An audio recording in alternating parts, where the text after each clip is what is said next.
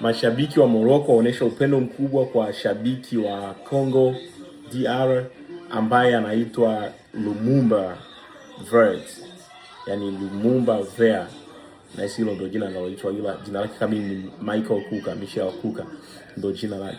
Wameonyesha upendo mkubwa sana kwake na wameonyesha kufurahiwa sana na uwepo wake, na wameomba serikali yao au umoja wa soka nchini Morocco